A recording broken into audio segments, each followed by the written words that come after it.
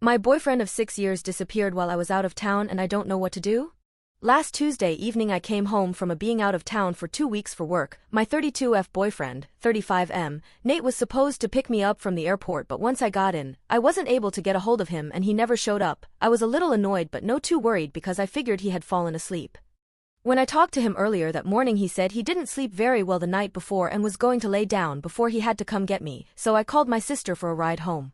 When I got home Nate was nowhere to be found. I checked the garage and his car was gone, so I sent him a text asking where he was and headed upstairs to unpack. When I opened the closet to put my things away I saw that almost all of his clothes were gone.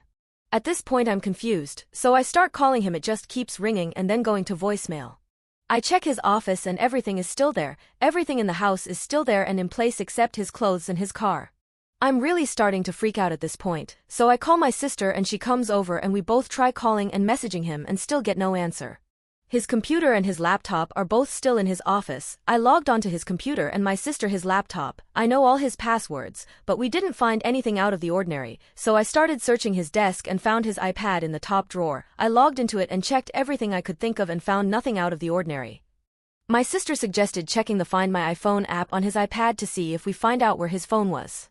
We logged into the app and see that his phone was pinging in the next state over. I started calling him again but still got no answers to my calls or text. I really start to lose it here. My mind starts going all over the place trying to figure out what could be going on. I called the police because I think someone has to have done something to him. The police came out but they said there wasn't much they could do because he hasn't been gone long and his clothes missing was sign that he left on his own violation. Over the last few days I've done everything I can to contact him. He doesn't have any family except for a brother that he cut ties with before I met him. I found him online and sent him a message but he said he hasn't seen or heard from Nate in years. I keep checking his phone's location and since Saturday morning it has been pinging in the same location in the PNW. I took off work for the rest of the week and my sister and I are flying up there to go to the location his phone is pinging. Has anyone ever dealt with something like this before?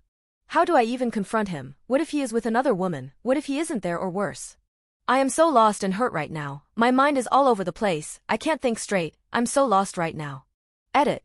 Yes, I have called or messaged all of his friends. None of them have seen or heard from him. I do have access to his bank account as we have a joint account but not his business account. He last used his debt card Friday night in a town west of Seattle, Washington. He owns his own business but has taken a step back over the last year so he doesn't communicate with them regularly. They haven't heard from him since last month.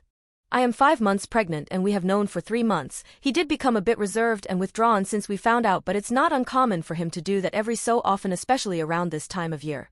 I don't truly believe that he would abandon me and his child. That's just not the type of man he is but I don't know what to think anymore. Update.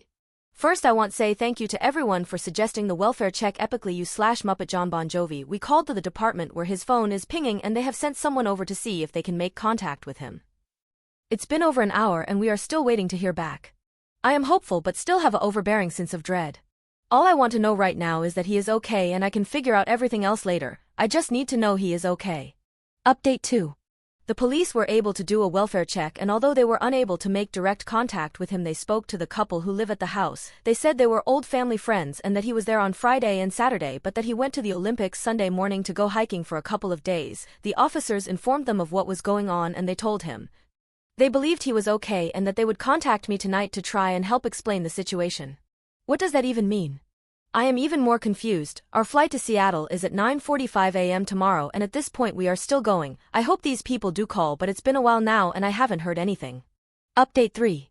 I think this will be my final update. I have to get ready and get my stuff packed for the flight in the morning. I have just spent the last hour speaking to the couple whose house he was at and they against his wishes told me what is going on. They have known Nate since he was 12 years old. He started dating their daughter Ashley when they were in 6th grade and they continued dating all through middle school and high school. Ashley got pregnant toward the end of their senior year and they got engaged. I don't know how to even write this next part. When their son was 1.5 years old they were involved in an accident with a drunk driver. Nate was ejected from the car and Ashley and his son passed away in the accident. She said that he blames himself for it because according to him they were never supposed to be out that night and it was his fault they were. She said he withdrew from them and everyone else and that up until last Friday that hadn't heard from him since he left. She has offered to come get my sister and I from the airport in the morning and she can try to answer any questions I have while we wait for him to return. She said they know where he is at the spot they spread their ashes. She said he told her that he need be with his son one more time before he let him go. I'm honestly in a total state of shock right now. I don't know what to think, but I know he is in pain and I need to get to him and I can figure everything else after. Thank you to all the kind people who reached out and offered your suggestions. I honestly don't think I would have this information right now if it wasn't for you all, so again thank you.